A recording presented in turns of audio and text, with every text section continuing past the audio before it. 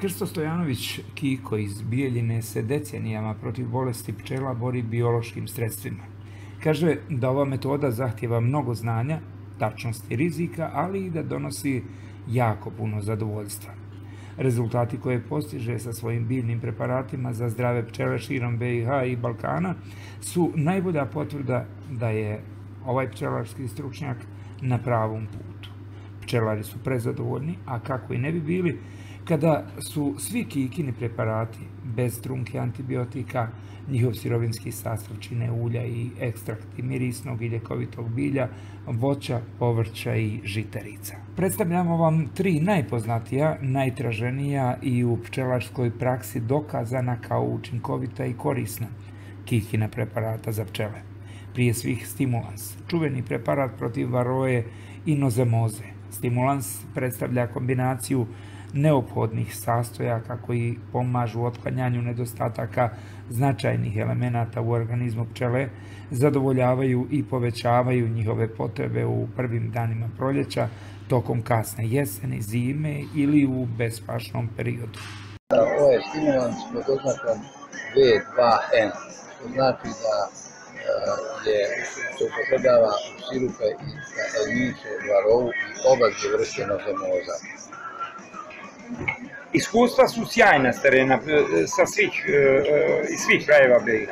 Za sada imamo dosta pozitivne reakcije vezano za ovaj proizvod.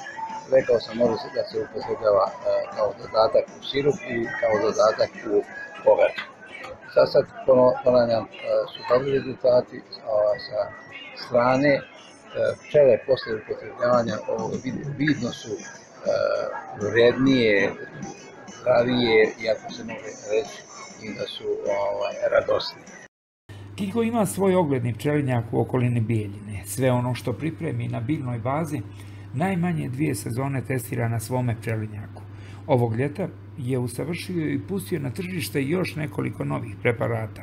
Prije svih, riječ je o preparatu Aroma Des, sa kojim su pčele mirne kao bubice, a onda pogača za pčele sa oznakom S i A te V2N, izuzetno efikasan stimulans i ljekovita hrana za pčele. Ovo je dodatak za umirivanje tijela.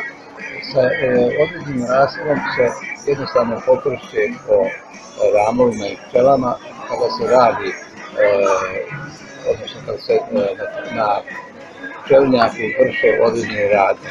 Sa drugom koncentracijom se može sipati u vodu i za napajanje pčela, pogotovo na onim područjima gdje su vodotoci zagađeni ili fekalnim otpadom ili pesticidima.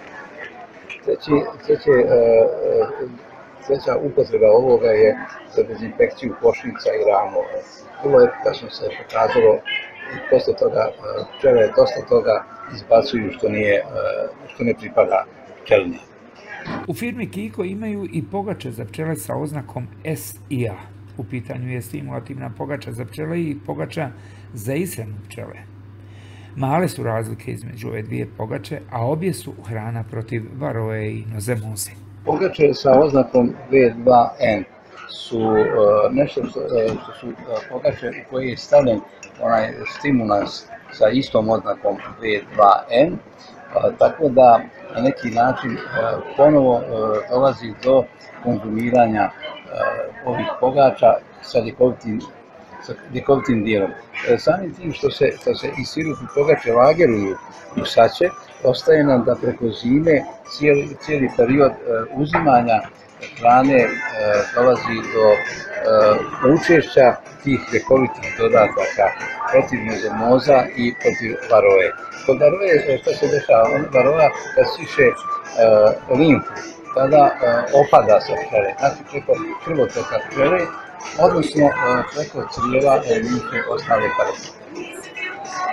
Zašto ovako upakovanje? Ovo upakovanje je nešto što sad zovemo eksperimentalno. Da se može staviti na ramove, 100% neće curiti, jer je tako napravljeno da nema curenja ni na 40 stepeni, ali je bitno da se stavi u zimskom periodu iznad kubeta, tako da kretanje pčela ide samo vertikalno, da ne bi zaobilazi ramove, i često puta u toku zime pčelama je daleko onaj drugi dio pogače, ako nije samo iznad.